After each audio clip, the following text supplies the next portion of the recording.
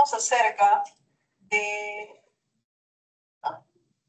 Cuando hablamos acerca de función motora, neurofisiología motora, tenemos que hablar acerca de cómo se integra el sistema nervioso central y el sistema nervioso periférico para poder controlar los movimientos tanto voluntarios como involuntarios.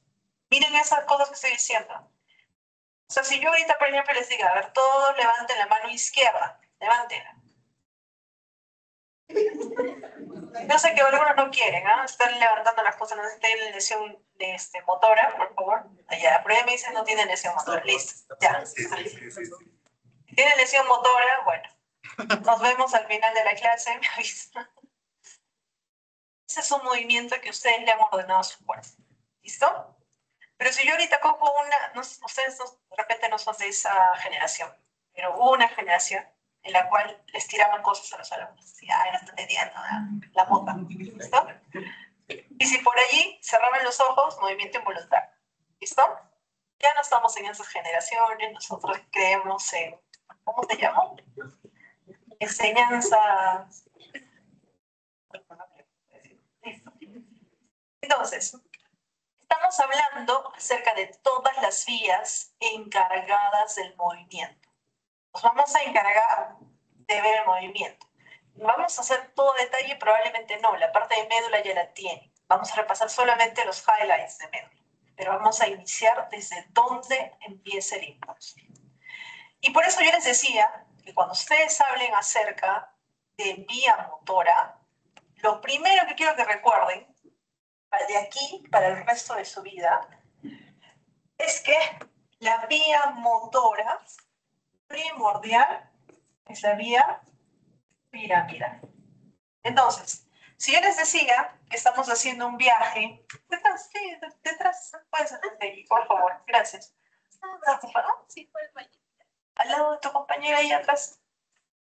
Esa, mira, ahí está. Lo dejé. ¿Ya viste?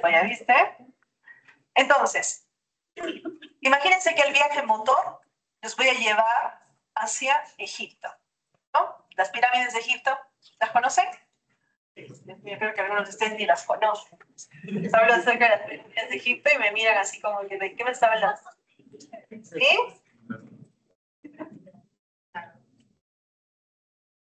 Listo. ¿Las conocen? ¿Ahora sí? ¿Se ubican? Dice que tenemos pirámides también en el Perú, ¿no? Esta vez lo vamos a hacer así, pirámides de Egipto. Muy bien. Entonces, recordemos, vía piramidal, estamos hablando acerca de una vía motora. También hay otras vías motoras que se van a llamar extrapiramidales. Y son las dos vías que nosotros vamos a recordar. ¿Listo? Piramidal y extrapiramidal. Pero ¿por qué se llaman piramidales? ¿Alguno de ustedes sabe? De los que han leído, sobre todo. ¿Por la degustación? ¿Ya? ¿Ya? ¿Alguien más tiene alguna otra idea? No saben, no opinan. Ya, muy bien. Considerando esto, miren, yo les había hecho este repasito de corteza porque yo decía, bueno, no todos ustedes han estudiado corteza, algunos lo han pasado así, que son neuroanatomía, histología, no lo sé. ¿Cuántas capas tenía la corteza cerebral? ¿Cuántas capas? 6 capas. ¿Qué capas tenía? Una capa que era molecular, de ahí tenía 2 granulares, de ahí tenía 2 piramidales y de ahí una multiforme. Tenía de hecho una piramidal externa y una piramidal interna. Miren, a ver, si yo les pongo esta neurona, miren la de acá, ¿qué les hace recuerdo? A una pirámide. Acá abajo, pongo estas. Es una pirámide. Yo sé que algunos de ustedes están pensando en Picasso, ¿no? Más o menos, la gente, ustedes saben que los estudiosos, yo no sé qué están pensando cuando hacen sus textos, ¿no? En vez de describir, ¿no? Una célula grande, ¿no? Es una célula piramidal. Entonces, las llamaron así. Punto número 1. ¿Dónde inicia la vía motora? La vía motora inicia en la corteza motora. Y ya hemos dicho que la corteza tiene esas capas. ¿Cuáles eran las capas piramidales? La capa 3 y la capa 5. Ahora miren el dibujito. La capa 3 y la capa 5. ¿Ok? Entonces allí tenemos el inicio de las vías motoras, el inicio de la vía piramidal. Entonces, ¿cuáles son los componentes de la neurología motora? Lo que tenemos que estudiar uno por uno. Tenemos que estudiar la corteza motora, que es que estamos tratando de ir. Ay, así, tu compañera justo las... Por favor, y les puedes decir que también dejaron un gorrito. ¿Le puedo tomar foto? Sí, claro. Pero no conmigo, ¿no? Ayer vi un meme que decía, ser docente en esta época es acostumbrarse a saber que tiene tu cara en forma de meme al grupo. Pasó, por eso estoy dando ideas. Qué terrible. Listo. Entonces, si nosotros queremos que la información vaya desde el cerebro hasta la punta del pie, ¿va a subir o va a bajar? Piensen bien. ¿Va a subir, se va a ir hasta el cielo o tiene que bajar? Por favor, sí, chicos. Si estamos hablando de una vía motora, vamos a hablar de vías descendentes. ¿Listo? Entonces no se pueden equivocar. O sea, esto es bien lógico. Yo no sé por qué a veces uno intenta memorizarlo, ¿cierto? Y como que se empieza todo a mezclar. Entonces ustedes usan su lógica, ustedes se van a dar cuenta. Ah, tiene que ser una vía descendente. Muy bien. Entonces, si yo tengo una vía que va desde mi pie y tiene que llegar a la corteza, ¿cómo va a ser esa vía? Ascendente. Y por tanto, si está llevando información desde mi pie a la corteza, ¿cómo va a ser esa vía? Sensitiva. Entonces, las vías ascendentes son sensitivas, las vías descendentes son... Muy bien. Entonces, vamos a ver las vías motoras descendentes, vamos a ver los circuitos y estructuras subcorticales. ¿A qué nos referimos con esto? Estructuras subcorticales. A ver, tenemos nuestro cerebro, ¿cierto? Es una estructura tridimensional. Ya hemos visto la corteza. ¿Y adentro qué hay? Negro. Eso fue lo raquídeo, nada más. ¿Hay algo más? Hay sustancia blanca, o sea, son solamente cables, nada más. Niña gris. Ya. ¿Qué más? ¿Qué vía? Eso que les causaba dolor de cabeza. Porque yo estoy segura que cuando ustedes han cortado el cerebro, ustedes han visto que no es solamente cables, ¿no? Muy bien, hay núcleos basales. ¿Qué más? Tálamo. ¿Qué más? ¿Algo más se acuerdan? Nada más. Sí. Y el hipotálamo se acordaron. O sea, miren, así como yo les digo, cada vez que ustedes escuchen de vía piramidal, van a pensar en una vía motora. Cuando ustedes escuchen tálamo, van a pensar que es un centro sensitivo. ¿Listo? No siempre van a haber excepciones, pero primordialmente ustedes van a pensar en un centro sensitivo. ¿Listo? Entonces, vamos a ver acá las estructuras subcorticales, debajo de la corteza, en el parénquima, que van a estar relacionadas con la vía motora, y finalmente, médula espinal, que ya la hicimos, tenemos una clase completa, por favor, la revisen. Listo, empezamos en corteza. Corteza es donde se inicia el impulso nervioso. Este es el que, recuerden que el soma, ese soma que era piramidal que hemos visto, es el que va a iniciar. Es de donde vamos a tener nosotros la chispa. Y por tanto, vamos a hablar acerca de señales voluntarias cuando nos referimos a aquellas que se originan en una corteza que se llama la corteza motora primaria. Cuando estábamos hablando con sus compañeros, me di cuenta de que casi no tenían clara su neuroanatomía. Yo sé que algunos de ustedes han pasado a neuronato así, rascando, ¿no? ¿Sí? Oh my God. Miren, les he dicho que este es un cerebro tridimensional, ¿cierto? A una persona te quito el cerebro. Obviamente estamos haciendo una realidad aumentada, ¿no? Por favor, no soy tan Mala. ¿Qué pasa si es que yo al cerebro lo corto así, a la mitad? ¿Qué sucede? ¿Qué partes del cerebro me quedan? Una parte anterior, una parte posterior. Esa fisura se llama fisura. Si yo lo estoy dividiendo en dos, en anterior y posterior, ¿cómo se llama esa fisura? Una fisura central, que está en el centro, ¿cierto? Ya, ustedes ya están borrando cinta, ¿no? Miren, esta fisura, llamada fisura central, me va a permitir tener hacia adelante una parte anterior y hacia atrás una parte posterior. La mayor parte de esa parte anterior se va a llamar lóbulo frontal. Y cuando vemos a la parte posterior de esa fisura, va a ser el lóbulo parietal y el lóbulo occipital. ¿Listo? Esa fisura, yo sé que ustedes la conocen con un nombre, que es la fisura de Rolando. Pero si es que ustedes no entienden que es una fisura central, han perdido completamente la noción de qué es lo que sucede también. ¿Listo? Porque inmediatamente delante de esta fisura central vamos a tener el área motora primaria. Entonces, la fisura central a nosotros nos permite ubicarnos. Si recuerdan ustedes, yo les decía que neuro es como hacer un viaje. Y su primera referencia va a ser la fisura central. Por delante de la fisura central, en el lóbulo frontal, tengo la área motora primaria. Delante de esta, pero si ya podemos regresar, y solamente voy a hacerles un recuerdo. Si es que yo tengo este cerebro tridimensional, lo corté así, ¿no es cierto? Ahora lo voy a cortar así. ¿Qué me deja? ¿Cómo me deja el cerebro? Una parte superior y una parte inferior.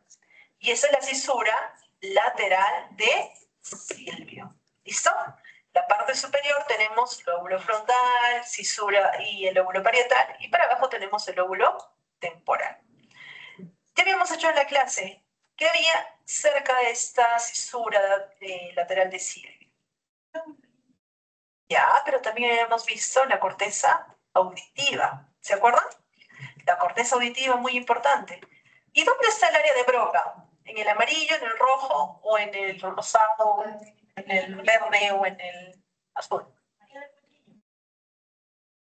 ¿Sí? Ahora quiero que ustedes se den cuenta cómo están articulando las palabras. ¿Qué están utilizando para poder decir las palabras? Su boca, su lengua, ¿qué más? Algunos están sacando la lengua. Entonces, ¿eso es motor? ¿Eso es sensitivo? ¿Eso qué es? Es motor. Entonces, ¿podrá estar aquí? No. ¿En qué parte está? En la parte motor. ¿En qué parte entonces? En la parte roja. ¿No? Miren, yo sé que estas cosas son pequeñas, que ustedes las dominan desde neuroanatomía, ¿no es cierto? Pero permítanme hacerles el recuerdo y sobre todo denle sentido a lo que están estudiando. ¿Ok? Entonces, vamos. Ya tenemos la cisura, ¿cierto? Ya conocemos la cisura. De la cisura para adelante, nosotros, y esto creo que ya lo sabíamos, ¿se acuerdan en la médula? La parte anterior, ¿cómo era? ¿Era sensitiva o motora? La parte anterior, motora, porque la parte posterior era sensitiva. Y no repitan, tampoco digan que yo alguna vez les dije, es una mnemotecnia que se queda con ustedes, no la repitan. Hemos dicho que la parte posterior era sensitiva. Y sucede lo mismo en el cerebro.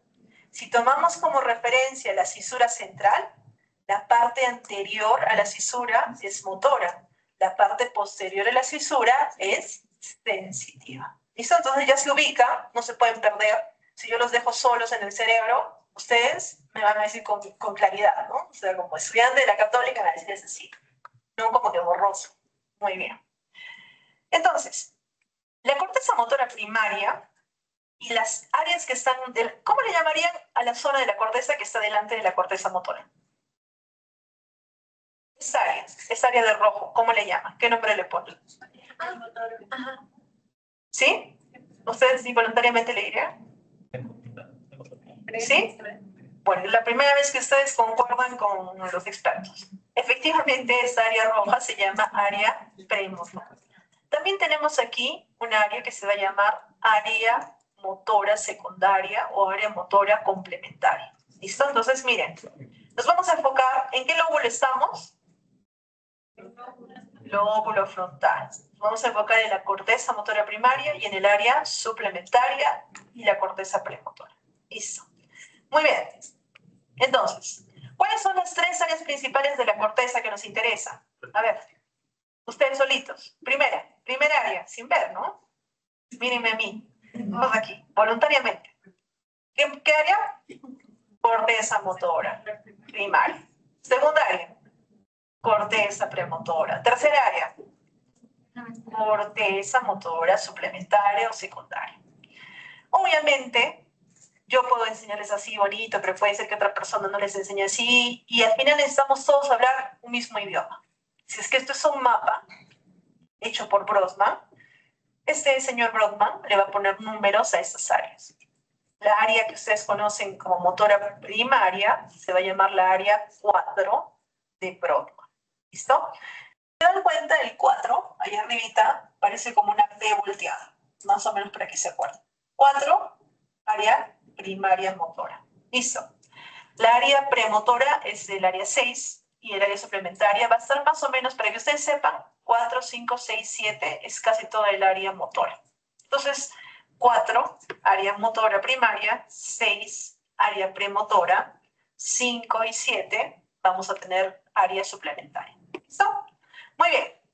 Entonces, ahora que ya saben y que ya repasaron su neuroanatomía, desempolvaron sus cositas y ya por lo menos se ubican, podemos decir que el área motora primaria es responsable de movimientos voluntarios, como el que hicieron hace un rato, de levantar su mano izquierda, área B, Brodmann cuadro. También movimientos precisos los hace la área motora 4.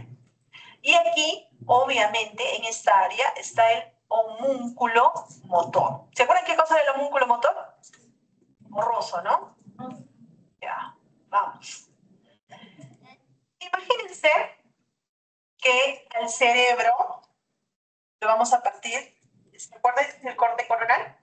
Como que se pone en la vincha, partimos así. ¿Listo?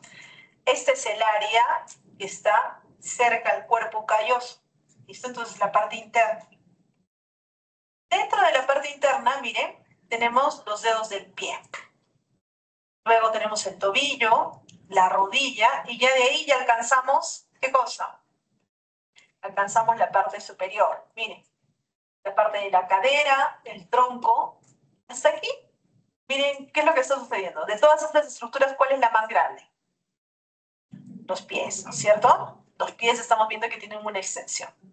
Pero miren de allí, codo casi no tiene mucho, hombro no tiene mucho, y de pronto viene una extensión inmensa a toda esta parte que corresponde a la mano. ¿Qué les parece? ¿Sabían ustedes eso? Sí. Ay, qué bien. Van a dominar la parte. Entonces está acá además. ¿Ya ven? Miren el dedo gordo. El dedo gordo es extenso. ¿Por qué? A ver, ¿cuáles son los movimientos que hace el dedo gordo? La primera es más sencillo, flexión. De allí, extensión. De allí, aducción, abducción. ¿Qué más? Oposición. Muy bien, oposición del dedo. ¿Qué más? Rotación, excelente. Ahora vamos con el muñeco, con el meñique. El meñique, ¿qué hace el meñique?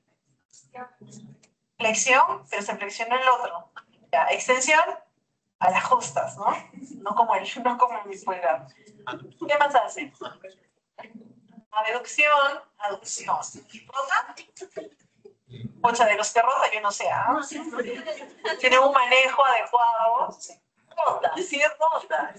Pero no rota su pulgar, que rota con un montón de fluidez, que pueden ustedes hacer movimientos pequeños, movimientos grandes. Pueden hacer eso con su meñique. Pueden hacer, solamente que necesitan, no, nada, no rota nada. Sí, rota, tranquilos. De repente todavía no han conectado eso. Eso, ¿sabes? De repente su meñique está así chiquitito, dice. Pero sí entendemos que nuestra capacidad motora pulgar es muy diferente a nuestra capacidad motora del meñique, ¿no es cierto? Miren, continuamos, ya le estamos dando la vuelta. ¿Y qué es lo que hay acá? El cuello, chiquitito. La frente necesitamos, sí, ¿no? O sea, hay algunas personas que son súper expresivas. Tenemos acá el globo ocular y párpados, cara. Y miren, ¿qué cosa es acá? Grandaza, ¿no? Esos que les digo, por favor, estamos en clase, dejemos de conversar. Miren, esta zona la deben tener, pero inmensa, ¿no? O sea, es una cosa de que su corteza prefrontal no les ayuda. O sea, su corteza prefrontal dice, no, cállate, no, concentrémonos. Pero su área motora dice, no, salgamos, hablemos. Entonces, esto lo tienen desarrolladísimo, ¿no? Grande. Muy bien. ¿Y qué es lo que sucede acá al fondo? La lengua. La lengua. ¿Y qué cosa es esto? La cisura. Muy bien, la cisura lateral de Silvio. Cisura lateral. O sea, si ustedes están en la China, le van a decir cisura lateral, cisura central. Si están probablemente en España, en México, ya, la cisura de Rolando, la cisura de sí. Pero para el resto del mundo, cisura central, cisura lateral. Muy bien. De repente en algún lugar bien antiguo también pueden decir Rolando y Silvio. Pero para la mayoría, central y lateral. Muy bien. Entonces, miren, la lengua nos ayuda con la masticación, deglución, salivación. ¿Listo? Entonces, ya vemos que el homúnculo lo dominamos. ¿Ustedes saben por qué estamos aprendiendo esto y estamos poniendo tanto énfasis? Probablemente por los casos clínicos de ACV, ¿cierto? Vamos a terminar con la parte de sensitiva y ya de ahí entramos de lleno a la parte de ACV. Listo. Entonces, movimientos precisos y movimientos voluntarios van a surgir la chispa de esos movimientos en la corteza motora primaria. ¿Qué pasa en la corteza premotora? La corteza premotora se encarga de planificar los movimientos y la coordinación motora compleja. ¿Listo? A ver, chicos, a la cuenta de 3 van ustedes a dar un solo aplauso. ¿Listo? A la cuenta de 3. 1, 2, 2,5, 2,85, 2,95, 3.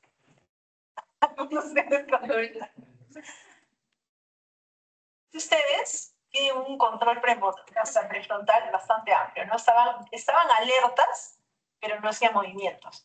Otros sí levantaron las manos, estuvieron preparados, planificando, ¿qué cosa? El movimiento. ¿Dónde inició esa chispa? Miren, planificación de movimiento. ¿Dónde? Áreas premotora. Si les digo, vamos a salir a correr, les ponga, ¿se acuerdan cuando se ponían marcas, listos? No sé si ustedes lo han hecho, ¿no? ¿Se han hecho? Sí, excelente. Porque una parte la han pasado virtual, ¿no?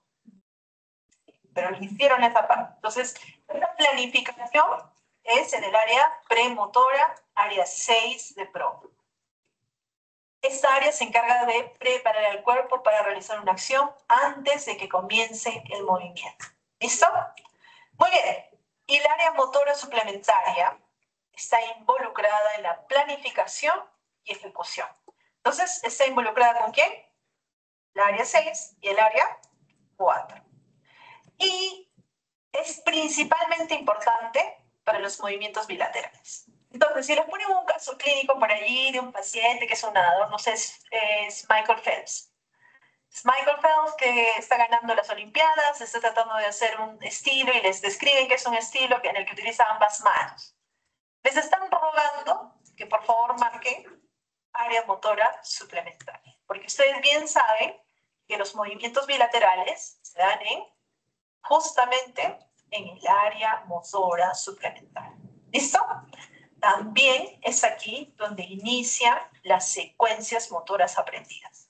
Ya vamos a hablar más adelante acerca del rol del cerebelo en las secuencias motoras aprendidas. Pero aquí sabemos que se inicia. Cuando hablemos acerca de algo motor aprendido, ¿Cuántas cosas motoras habrán aprendido ustedes? No me cuentes. Entonces, cuando hablamos acerca de las neuronas piramidales, son neuronas gigantes, que también tienen el nombre de células de Betz. O sea, dejen engañar, no voy a hacer que en el examen les ponga las células de Betz inician la sinapsis. Por tanto, este es un movimiento, es una sensación, es una reacción autónoma, entonces ustedes ya saben, motora. ¿Están localizadas en qué áreas motoras? Quiero presentar. Muy bien, yo sabía que todos me dijeron eso. ¿Y a dónde van los axones? Los axones van hacia el puente, de ahí a la médula oblongada y finalmente a los nervios motores periféricos. ¿Listo? Las neuronas motoras corticales superiores van a estar ¿en qué áreas de Brodmann? Por lo menos 4 y 6, pero también están en la 1, 2 y 3. ¿La 4 cómo se llamaba? Corteza motora primaria. ¿Y la 6? Esa premotora. Estas neuronas motoras corticales superiores van a ir sus axones hacia la cápsula interna, puente, pirámides medulares y van a decosarse en el 90% de los casos y van a descender como el tracto córtico espinal lateral y van a hacer sinapsis en los arcos vertebrales. Si yo se los digo así, ya acabamos todo. Ya hemos hecho toda la vía piramidal y estamos felices.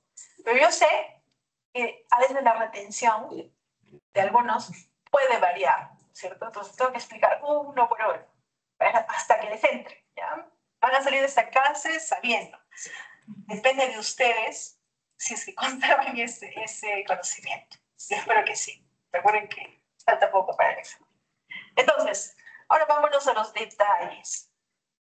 Si es que nosotros teníamos acá la cisura de Silvio lateral, ¿qué había encima? Por ese ladito, ¿se acuerdan? La lengua, muy bien, masticación, deglución, lengua, mandíbula. ¿De ahí qué venía? La bocaza. Muy bien, vocalización, labios. ¿De ahí qué venía? Cuello. Y de ahí, un dedo inmenso, pulgar, algunos otros dedos de la mano. ¿Y de ahí qué sucedía?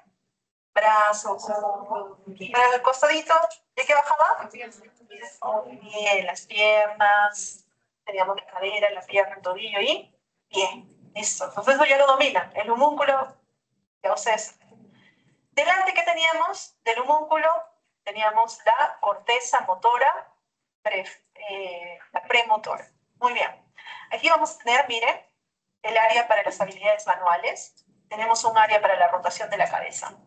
Tenemos un área para los movimientos oculares contralaterales. Y miren, que ustedes lo vean así borroso, ahora yo espero que lo vean un poco más claro, que es la área de formación de las palabras o área de Broca. ¿Es motora? Sí, es motora. Estamos formando palabras. ¿Listo? Entonces ahora sí ya se ubica, ¿cierto? Ya no es un mapa así raro. Cuando ustedes me dicen, pero bueno, es que atrás yo me recuerdo que habían cosas. Claro, atrás teníamos la corteza occipital, que era la zona donde nosotros visualizábamos, por ejemplo, las palabras. Y aquí teníamos un área de la fijación de los ojos. Eso también nos ayuda. Y tenemos áreas justamente en el lóbulo temporal y tenemos algunas áreas sensitivas que nos van a ayudar a la elección de las palabras. Si se acuerdan ustedes, por aquí estaba el área de Wernicke. ¿Se acuerdan? Entonces, estamos viendo que ya la tenemos más o menos clara, ¿cierto? Por lo menos la parte motora. Muy bien. ¿Sí? ¿Ahora sí? ¿Todos?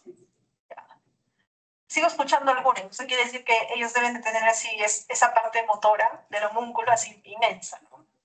Y un dedo meñique así chiquitito. Muy bien. Vámonos a las vías motoras. Cuando hablamos acerca de vías motoras, literal, chicos, es como que hablemos de cables. Imagínense un grupo de cables juntos.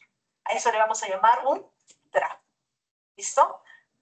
Full cables juntos, un tracto. Entonces vamos a ver estas vías motoras. Las vías motoras descendentes van a encargarse de llevar la información desde el cerebro hacia los músculos. Y para eso utilizan todo tipo de cables, incluyendo motoneuronas. ¿Listo? Se van a dividir en dos. ¿Qué hemos dicho? Nuestra vía clave, ¿cómo se llamaba? Vía piramidal. ¿Y la vía que la acompañaba, cómo se llamaba? Extrapiramidal. La vía piramidal es una vía que se llama tracto, que va desde la corteza a la médula. ¿Qué nombre le pondrían entonces? Córtico espinal. Espinal. No hay más. Ya lo conocen. Tracto córtico espinal. Este tracto que va desde la corteza hasta la médula espinal se origina ¿en qué zona? Ustedes ya la conocen. ¿Qué zona? Corteza, motora, primaria. O sea, no hay más. Si sabemos que es la vía principal, tiene que iniciarse allí. Y se va a dividir en dos ramas. Una rama lateral y una rama anterior. ¿Y por qué creen que se divide en ramas lateral y anterior? ¿Por qué las llamamos así? Ubicación anatómica. Miren lo que sucede. Aquí tenemos la corteza. ¿Logran ver? Aquí unas células gigantes, esos axones. Muy bien. Esos axones sí se ubican, ¿no es cierto? Si yo les digo por acá, ¿qué cosa está? ¿Qué corteza está? Del homúnculo. La pierna. ¿Y si está por acá? El codo. Ya, ¿y si está por acá? La mano. Miren, la verdad es que esto ya está como corteza premotora. Esto está como motor. Pero sí, probablemente ya estamos aquí por mano, de repente boca. Entonces, miren, aquí están los haces. Y los haces, miren, están bajando. Están yendo todos juntos. Aquí tenemos el brazo posterior de la cápsula interna. ¿Se acuerdan? Eso que ustedes lo veían así como que borroso. Y miren, ¿qué está pasando? Está yendo como un tracto por la base del pedículo mesencefálico. Sigue su misma dirección. Baja. Bien. Tenemos fascículos longitudinales de la protuberancia. Se une como si es que fuera un arpa. Se une a diferentes áreas. Y miren, a nivel del bulbo raquídeo, las fibras deciden, o sea, acá me aburrí, me voy para el otro lado. Cruza. ¿Qué nivel cruza? A nivel del bulbo raquídeo, las pirámides del bulbo raquídeo. Y miren, un grupo se va a ir por el lado lateral y otro grupo se va a ir por el lado anterior. Y es por eso reciben esos nombres. Fascículo córtico espinal ventral o anterior y fascículo córtico espinal lateral. ¿Listo? Entonces, eso ustedes lo conocen desde anatomía. Ahora, ¿no? Complementémoslo con fisio. Y se ríen, o sea, yo realmente no sé si es verdad o no. Estoy seguro que sí lo sabían, quizás se olvidaron. Estamos diciendo que el córtico espinal lateral, a ver, volvamos a ver, ¿qué pasó con el córtico espinal lateral? Digamos aquí, si estamos en un corte y este fuera derecho y este otro izquierdo, ¿qué ha pasado con todo el lado derecho? ¿Qué ha pasado? Se han cruzado al izquierdo. Entonces, ¿qué va a suceder? Se decusa, el lateral es el que se decusa al lado opuesto. ¿A qué nivel? A nivel del bulbo raquídeo. ¿Y qué es lo que hace después? Sigue descendiendo. ¿Hacia dónde desciende? Hasta la médula espinal. Y se va a encargar del movimiento voluntario fino. A ver, imagínense que están contando dinero. ¿Cómo cuentan su dinero? Algunos cuentan monedas y otros cuentan billetes. Algunos no cuentan. De repente está dañada su vía motora, chicos. Pero esos movimientos que me han hecho, por más graciosos que sean, son movimientos finos. Si es que están moviendo su mano derecha, ¿dónde se ha originado ese movimiento? Ahora me tiene que decir nombre y apellido. ¿En qué parte? Corteza. Listo. ¿Corteza cerebral de dónde? Ya, motora primaria. ¿En qué parte? Ya, en la parte superior. Ya, excelente. ¿Qué más? ¿Algo más? ¿Qué lado? ¿Derecho o izquierdo? Izquierdo. Muy bien. Entonces ya saben dónde está. Y recuerden, movimientos voluntarios finos de las extremidades van a ir por el tracto córtico-espinal lateral. Ahora veamos el tracto córtico-espinal anterior. Miren, Ya lo habíamos visto, ¿no? En nuestra figurita habíamos visto que unas cuantas se iban de frente. Y ahí decimos que descienden sin cruzar y se encargan del control de los músculos proximales y del tronco. ¿Listo? El tronco necesitaba mucho movimiento. No, no necesitaba mucho, por eso sé que estas pasan directo. ¿Ok? Muy bien. ¿Hasta aquí estamos bien? Listo. Llegamos a la médula. ¿Se acuerdan de esta?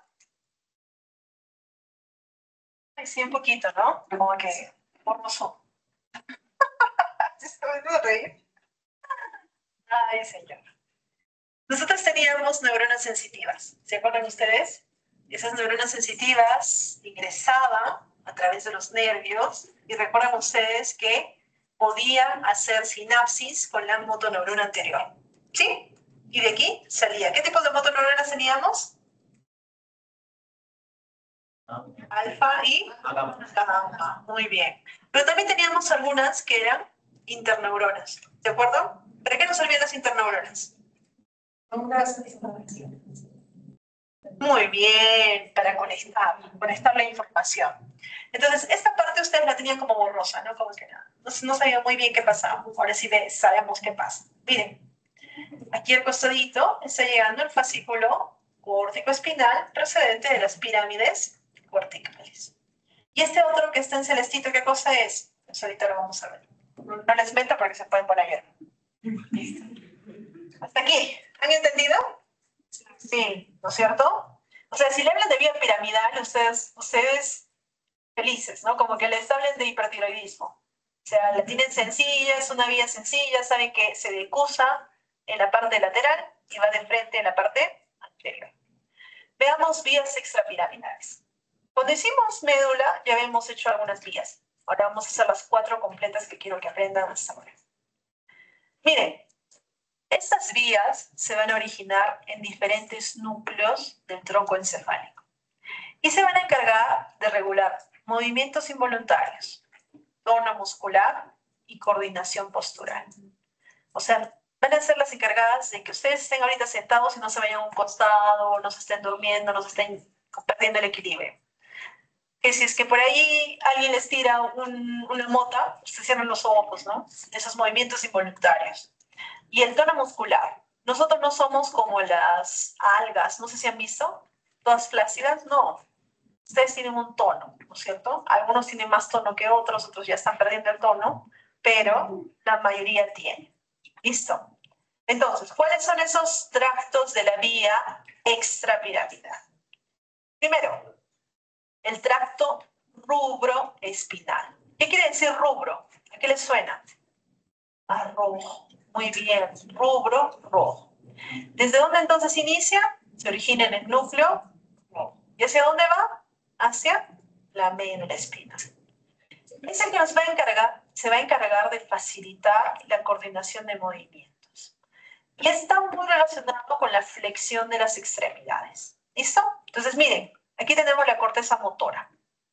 Aquí vemos que hay un fascículo que está yendo desde la corteza motora, miren dónde está haciendo su sinapsis, en el núcleo rojo. Y desde el núcleo rojo estamos viendo que está recibiendo información, por ejemplo, del núcleo interpófito, del núcleo dentado, acá tenemos el cerebelo. Y miren, está bajando como un fascículo rúbrico espinal. ¿Listo? Muy bien. Siguiente fascículo, vestíbulo espinal. ¿Dónde inicia? En el núcleo vestibular. Muy bien. Entonces, surge de los núcleos vestibulares y si es que, recuerden, el vestíbulo es un órgano que está en el oído. Y al ser un órgano del oído, ¿qué nos permite? Saber cómo está la cabeza. Lo que nos permite a nosotros orientarnos es la posición de nuestra cabeza. Si alguno de ustedes fuera gimnasta, ¿hay algún gimnasta olímpico? ¿De circo, sí? Sí.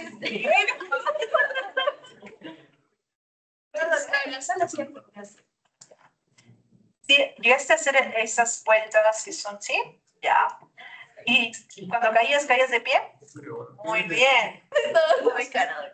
¿Quién se encargaba de todo eso? Probablemente tu tracto vestíbulo-espinal.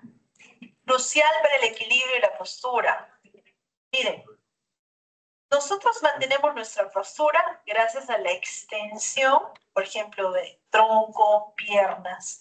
Y por tanto, los músculos extensores van a ser regulados por esta vía, la vía vestíbulo-espinal. ¿En respuesta a qué? En respuesta a los cambios de la cabeza. Muy bien. Miren, aquí tenemos, por si es que no se acordaban nada, aquí les hago recuerdo.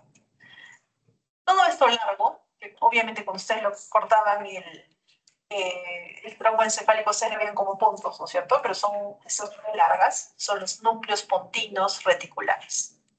Aquí tenemos núcleos vestibulares. Y aquí abajo, núcleos reticulares. Que en la neuroanatomía les hacían llorar, pero en la fisiopatología yo estoy segura que lo están entendiendo, ¿cierto? Yo espero. Entonces, estos núcleos que estamos viendo vestibulares, aquí por ejemplo vamos a ver cómo el nervio vestibular hace sinapsis en estos núcleos, este núcleo vestibular, y con interacción, por ejemplo, del cerebelo, van a continuar, van a bajar. ¿Por qué núcleo? ¿Por qué vesículo? Vestíbulo espinal. ¿Listo? Ahora, tenemos el otro. A ver, si acá tenemos núcleos reticulares, pues obviamente va a haber una vía retículo espinal. Esta vía retículo espinal se origina en la formación reticular. Acá la tienen, pues es que no se acordaban. Formación reticular. Y va a controlar el tono muscular y los movimientos automáticos. Miren aquí, si hacemos un corte, vamos a tener un fascículo retículo vulvar y vemos que está en relación con los fascículos retículo espinal pontino y los fascículos vulvoespinales laterales. ¿Listo? Muy bien. Último, tracto tectoespinal. Y yo estoy segura que ustedes se acuerdan de los colículos, ¿no es cierto? Estructuras preciosas cuando ustedes hacían la neuroanatomía y de pronto se bajaba un colículo y decían, ay, creo que venís sin colículos superiores, ¿se acuerdan? Ya, ese que se bajaron es esto. Allí inicia la vía tectoespinal. ¿Y de qué está encargada? De los movimientos reflejos de la cabeza y el cuello en base a la vía visual. La respuesta visual nos va a permitir estos reflejos. Excelente. Entonces, ya conocen todo. No tenemos nada más que hablar de las vías motoras descendentes. Éxitos. Entonces, nos vamos a dedicar a lo siguiente. Circuitos y estructuras subcorticales. Yo les decía, ustedes a veces tienen esta parte borrosa, ¿no? Como no se acuerdan, no saben. Pero si le ponen un poquito de esfuerzo, ¿se acuerdan ustedes que conocen a los ganglios basales? De hecho, yo estoy segura que recuerdan sus nombres. Núcleo caudado, potamen, lobo pálido, ¿no? ¿Se acuerdan? ¿Como borroso? Eso sí, Desacuerdo. Estas son estructuras que funcionalmente están relacionadas con la sustancia negra y con el núcleo subtalámico. ¿Y de qué se van a encargar? Cuando ustedes piensen en ganglios basales, piensen en que ayudan a iniciar el movimiento. Yo puedo querer el movimiento, pero sin ganglios basales no lo puedo iniciar. Como el paciente que tiene Parkinson, puede querer moverse, pero va a demorarse en caminar. ¿Listo? También ayudan en la planificación. ¿Se acuerdan eso? ¿De que querían ustedes aplaudir? Ok. También ayudó los ganglios basales. Y finalmente, modulan los movimientos. Hacen que, por ejemplo, si yo les digo, levanten la mano, a ver, levanten la mano. Muy bien. No hay uno que se pare, que me levante, que me hace, no. Si es que hace, quiere decir que sus ganglios basales están, ¿no? Puede ser que sea el lóbulo prefrontal, pero bueno. Entonces, los ganglios basales actúan como un filtro, nos permiten elegir los movimientos que se deben ejecutar y deben de inhibir a los movimientos que son inadecuados. Entonces, si yo tengo inhibido al ganglio basal, los ganglios basales, ¿cómo van a ser los movimientos? Muy bien, algunos van a ser bruscos. ¿Qué más? Por ejemplo, yo voy a estar conversando con ustedes y voy a estar moviendo mi mano, porque no tengo ese filtro. ¿Qué más? Obviamente, algunos de ustedes que tienen muy desarrollado la parte de la boca van a estar hablando, van a estar sacando la lengua, van a estar moviendo, ¿no es cierto? Porque es parte de. Listo. Entonces, vemos que nos permite un control voluntario motor. ¿De qué? De movimiento. Y hace que ese movimiento sea fino, que tengamos memoria del movimiento. Además que nos ayuda con los movimientos oculares, proceso de recompensa. Y es importante que ustedes sepan que el GABA tiene una función inhibitoria en los ganglios basales. ¿Para qué son esenciales entonces? Primero, filtrar y seleccionar movimiento. ¿Qué más? Iniciar el movimiento. Entonces, tanto la velocidad como la intensidad del movimiento van a estar reguladas por los ganglios basales. ¿Cuáles son los trastornos asociados? 1. Enfermedad de Parkinson. ¿Qué hay en la enfermedad de Parkinson? Hay un daño de las neuronas dopaminérgicas. Por tanto, en la sustancia gris también se va a dañar estas neuronas y va a faltar dopamina. Y si falta dopamina, va a haber problemas para que se inicie los movimientos. Entonces, el paciente con Parkinson va a tener una incapacidad para iniciar el movimiento. ¿Qué pasa en la enfermedad de Huntington? La enfermedad de Huntington también se llama corea de Huntington. Y en la corea de Huntington hay pérdida de las neuronas que produce movimientos involuntarios.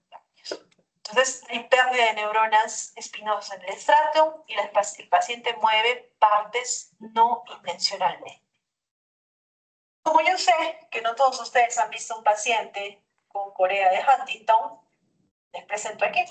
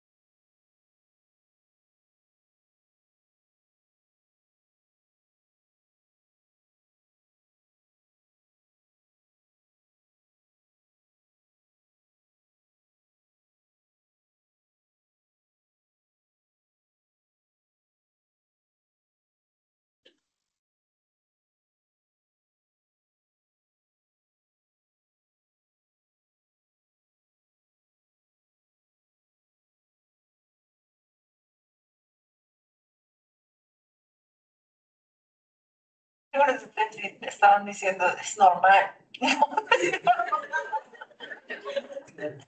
No puedo negarlo. Que no sepa reconocer que no está bien la paciente.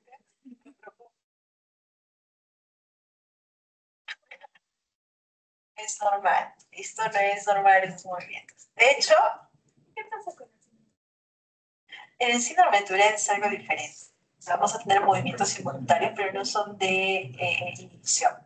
O sea, son movimientos que son fuertes, generalmente hay un desencadenante. Hay un par de casitos clínicos bien bacanes para que los vean, pero inicialmente, más o menos para que ustedes sepan, la corea de Huntington se describió porque justamente hay un baile que es un baile asiático, en el cual el paciente mueve las manos, ¿no? Mueve la mano, mueve el pie. Entonces ellos veían que la corea de Huntington tenía unos movimientos como que muy aleatorios. Además que sacan la lengua, no sé si han visto Harry Potter, ¿han visto cómo saca la lengua? Sí, se parece a uno de los malvados, ¿no es cierto? Entonces, esto más o menos es la corea de Huntington, muy diferente al Parkinson. ¿Listo? Vamos a ver si tenemos algún paciente con Parkinson. Yo sé que ustedes se ríen ahorita, pero de acá a un tiempo se van a acordar, ¿no? Les van a decir, ¿cómo es? Ustedes van a decir, ah, sí me acuerdo. Sí.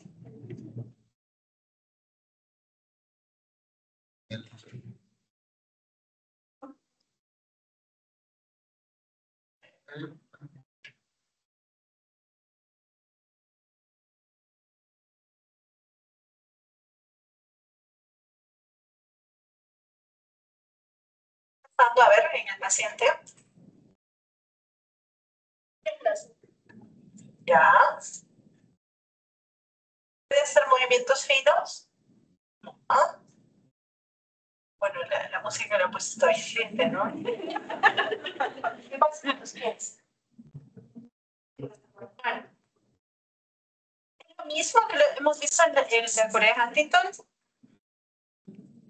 El paciente constantemente estaba haciendo movimientos que eran similares. Miren, este movimiento es un movimiento similar. En cambio, el otro es un movimiento de que yo serpenteo, levanto, saco la lengua. En cambio, el paciente va a hacer movimientos similares y va a tener, recuerden, alteración para iniciar el movimiento. ¿Listo? Dar un pasito. Lo va a dar despacito y va a empezar a caminar despacito y despacito. ¿Listo? Muy bien. A ver. Hay ya tratamiento, por si acaso, ya en algún momento les voy a mostrar, de repente más adelante. El año pasado fue una revolución. Listo. Cerebelo. Entonces, ganglios basales ya los conocemos, ahora el cerebelo.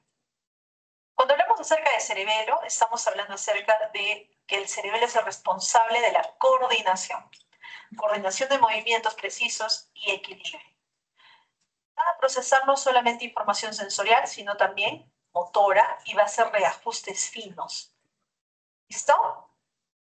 Nosotros ya conocemos el cerebelo, sabemos que la información sensorial llega a través de la vermis y la zona intermedia y recibe información de la corteza motora. A ver, chicos, no se pierdan. Vamos a tener dos fascículos, el espino cerebeloso dorsal y el espino cerebeloso ventral. ¿Listo? Y cosas para recordar de repente que el espino cerebeloso está relacionado con señales sensitivas que vienen de los usos y los receptores sensitivos y nos va a permitir o nos proporcionan información de la contracción, del grado de tensión, de la posición. Y cuando hablamos acerca del espino cerebeloso ventral, principalmente motora. ¿Cuál es la función? Ya saben, control de la coordinación motora, equilibrio y postura y aprendizaje motor. Cuando hablamos acerca de coordinación motora, hace que nuestros movimientos sean suaves, sean coordinados y la integra con selección-acción, es decir, que vamos a tener influencia de la corteza prefrontal que inclusive puede inhibir esos movimientos. Entonces, por ejemplo, ustedes quieren dar un golpe, no, se contienen y solamente levantan la mano, ¿no? No. Entonces, eso ha sido una interacción de la corteza prefrontal, ya, se detuvo, ¿viste? Corteza prefrontal y equilibrio y postura. ¿Con quién entonces va a interactuar para el equilibrio y postura? Tracto, fascículo o vestíbulo espinal. ¿Qué más? Probablemente un poquito el rubro y un poquito va a trabajar con el recto, pero bueno. Y ayudan a mantener el equilibrio, primordialmente el vestíbulo espinal, y el aprendizaje motor. El aprendizaje motor les permite utilizar habilidades motoras nuevas, como tocar un instrumento o montar una bicicleta. Entonces yo les preguntaba a sus compañeros, ¿cuántos de ustedes practican un deporte? Levanten la mano. ¿Qué deporte practican?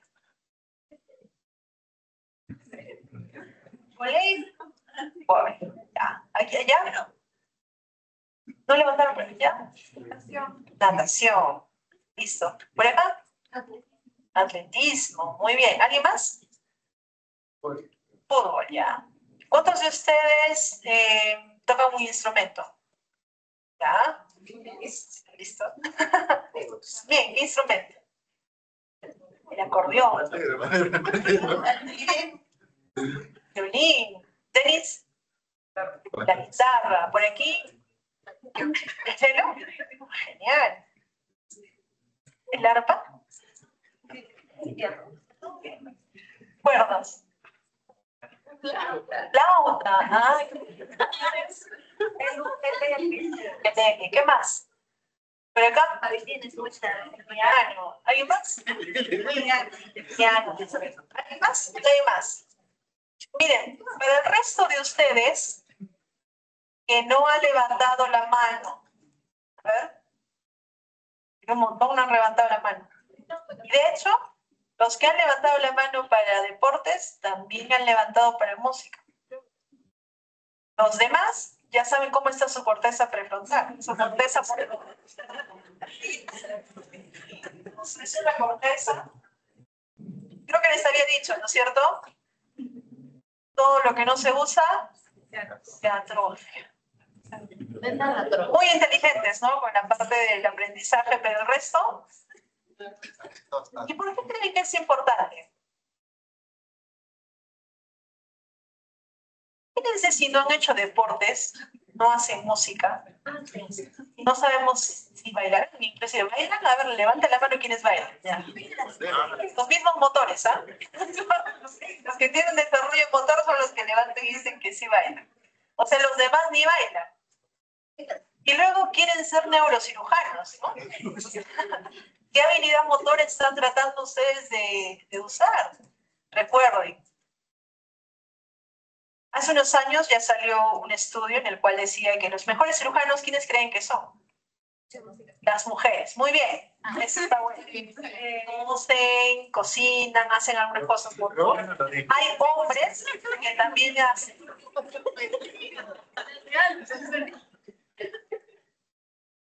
Hay hombres que también hacen. Pero, a ver, chicos, vamos a lo que ha dicho la ciencia. Las mujeres son mejores cirujanos que los hombres, tienen menos complicaciones postoperatorias. ¿Listo? Respecto a los cirujanos que juegan y los que no juegan play. Los que juegan play tienen mayores habilidades oculomotoras que los que no juegan play. ¿Listo? Entonces, esos son facts. Eso es evidentemente lo que estoy leyendo.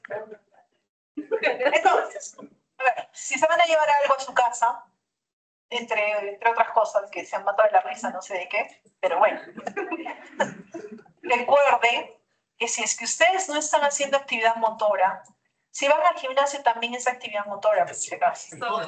Nice. También los mismos motores, creo. Van al gimnasio, si es que corren, si es que juegan un instrumento, son capaces ustedes de desarrollar su aprendizaje motor y extrapolar habilidades motoras. ¿Listo? Eso es bien importante. ¿Qué trastornos asociados se dan a la alteración del cerebelo? Uno de ellos se llama ataxia, que es la falta de coordinación. También puede haber un temblor intencional, pero esto es un temblor, recuerden, cerebeloso. Y tenemos dismetría, que es la incapacidad para juzgar la distancia o la escala de un movimiento. ¿Listo? Finalmente, ya hemos llegado a los circuitos subcorticales, sigue bajando nuestras vías. ¿Y a dónde tienen que llegar? A la médula. Ahora, la médula, como les digo, ya tenemos una clase extensa. Si todavía no la han visto, altamente sugerido que la vean ahora, porque hay una parte del sensitivo que también nos va a ayudar para mañana. Entonces, traten de verla desde la clase de mañana. Pero más o menos para que ustedes sepan, nosotros en la médula espinal vamos a tener motoneuronas. Habíamos dicho que las motoneuronas alfa son las que se encargan de controlar las fibras. ¿A nivel intrafusal o extrafusal, chicos? Extrafusal. Y son responsables de la contracción muscular. Van a recibir señales de las vías motoras descendentes y de las interneuronas locales. Y las gamma sabemos que ayudan a controlar la tensión del uso muscular y ayuda a ajustar los cambios de longitud, manteniendo el tono. ¿Y qué eran las células de Renshaw?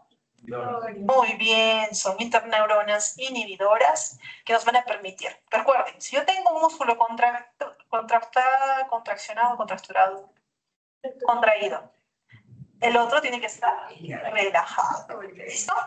Y también nos ayuda a que no tengamos una contracción excesiva o prolongada. Finalmente, ¿qué eran las fibras propioespinales? ¿De acuerdo? Muy bien, son las que nos conectan diferentes segmentos de la médula. ¿Ok? Estos a grandes rasgos, nosotros hemos hablado en bastante detalle de la médula espinal. Les sugiero que revisen. Y tenemos unos minutitos, así que vamos a aprovechar para hablar acerca de convulsiones. ¿Listo? A ver, cuando hablamos acerca de trastornos convulsivos, estamos hablando de episodios de actividad eléctrica normal. ¿Listo? Entonces recuerden, actividad eléctrica, ¿dónde está empezando? Si es motora, ¿no? Muy bien, en la corteza. ¿Por qué se caracteriza? Movimientos musculares incontrolados. Puede haber pérdida de la conciencia, puede haber alteraciones sensoriales e inclusive alteraciones del comportamiento. Y dependiendo de la región del cerebro que se involucra, pueden ser parciales o generalizadas. ¿Listo?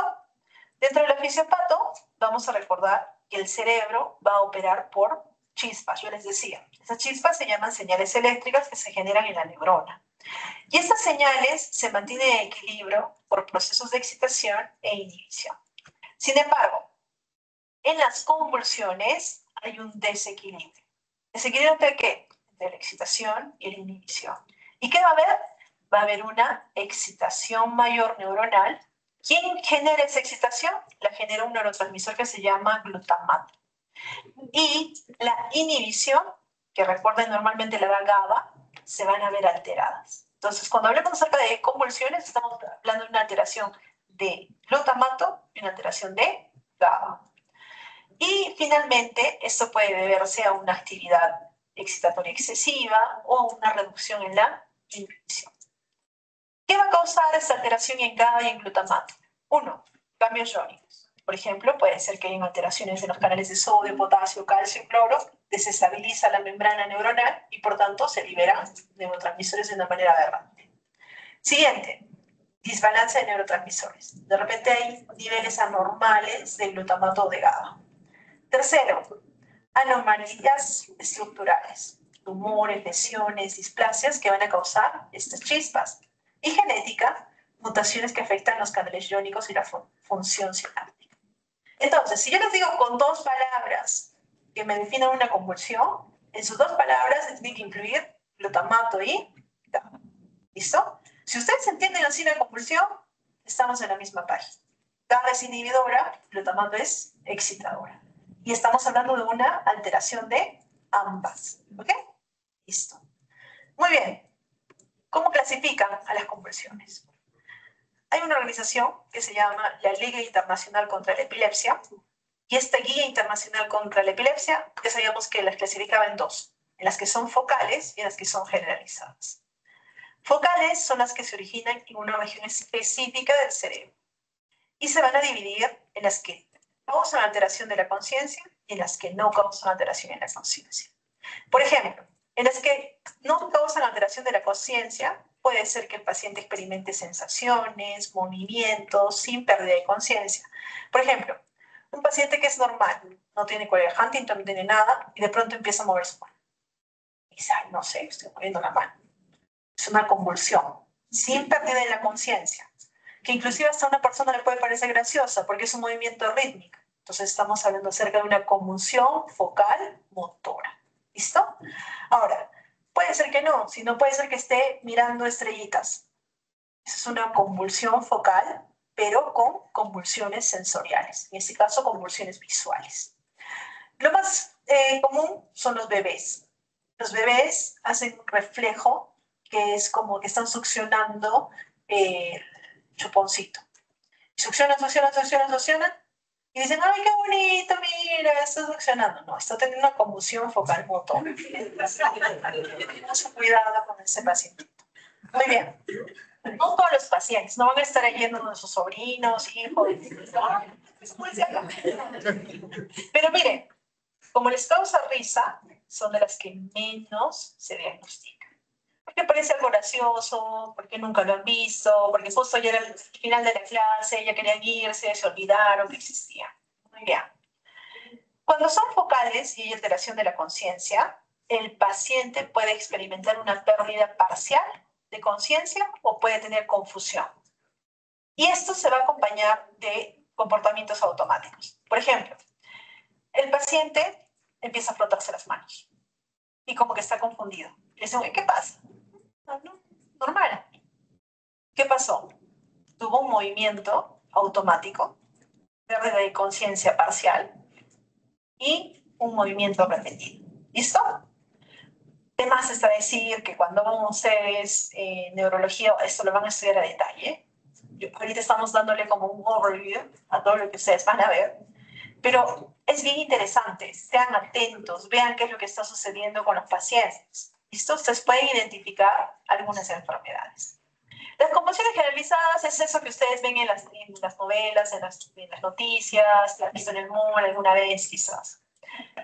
¿Por qué se caracteriza una convulsión generalizada? Afecta a ambos hemisferios cerebrales. ¿Listo? Desde el inicio. Y los tipos son una que se llama gran mal, que se llama tónico-clónica, otra que se llama pequeño mal, que se llama crisis de ausencia. Tenemos mioclónicas, atónicas y tónicas. A ver, la gran mal es la que les digo que aparece en todo lugar. Cuando ustedes digan paciente convulsionando, ¿qué van a pensar? Es un paciente que tiene contracciones tónico-clónicas, que mueven manos y pies, ¿cierto? Estiran y abren. A eso le llamamos gran mal. Es rítmica y se acompaña de pérdida de conciencia que puede durar entre 1 a 3 minutos. Pero quizás no han visto mucho las convulsiones de ausencia. Están en la clase y de pronto miran al infinito y se pierden. Entonces yo estoy pensando, ¿tendrá una convulsión tipo gran mal? ¿O es que simplemente está distraído? No sabemos. Son episodios breves de 10 a 20 segundos de pérdida de conciencia sin movimientos o alteraciones. Pero lo bueno es que es más común en niños, y ustedes no son niños, ya son jóvenes adultos, y puede manifestarse con miradas fijas. Yo los veo que a veces como que mueven el ojo y digo, no, ya, o sea, 15 segundos, ¿no? Es un pequeño mal, o parpadeo. ¿Listo? Entonces, ese es otro tipo de convulsión generalizada que se llama de ausencia o pequeño mal. Puede ser que ustedes lo encuentren en la literatura como petit mal, por el francés. ¿Listo? Mioclónicas son sacudidas breves e involuntarias de los músculos, generalmente en las extremidades. Atónicas, que súbitamente el paciente pierde el tono muscular y esto puede llevar obviamente a caídas bruscas. Y tónicas, hay una rigidez sostenida.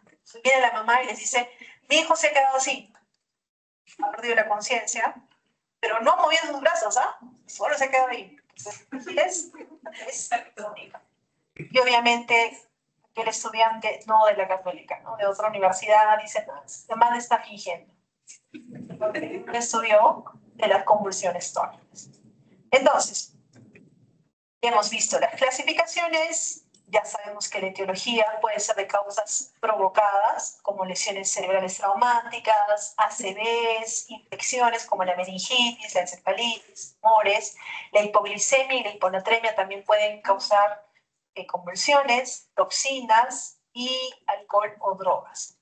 Pero cuando no son provocadas, a esas que no son provocadas, le vamos a llamar epilepsia. ¿Listo? Por tanto, puede haber una epilepsia idiopática, no sabemos. Puede haber alguna sintomática que se asocia a alguna anomalía en el cerebro. Nosotros podemos verla como displasias corticales, cicatrices postraumatismo.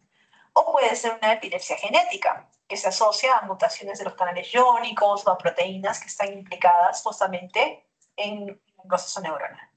Entonces, no podría irme y decirles que no todas las convulsiones son epilepsias, ¿cierto?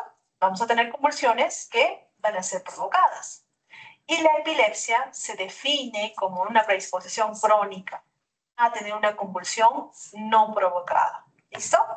Y generalmente hay una causa. Y obviamente, para que nosotros podamos decir que el paciente tiene una convulsión, tiene que tener 2 convulsiones provocadas con más de 24 horas de diferencia y una convulsión no provocada y una probabilidad alta de tener convulsiones para que nosotros podamos decir que este paciente tiene epilepsia. ¿Listo? Muy bien. El diagnóstico lo hacemos con electroencefalograma, con resonancia magnética y con análisis adicionales, pero lo primordial es el electro para ver actividad eléctrica del cerebro. ¿Listo? Y a veces nosotros tenemos encadenantes gatillos para poder ver esta actividad. ¿Ok? Listo, chicos. Es todo. Terminamos motor.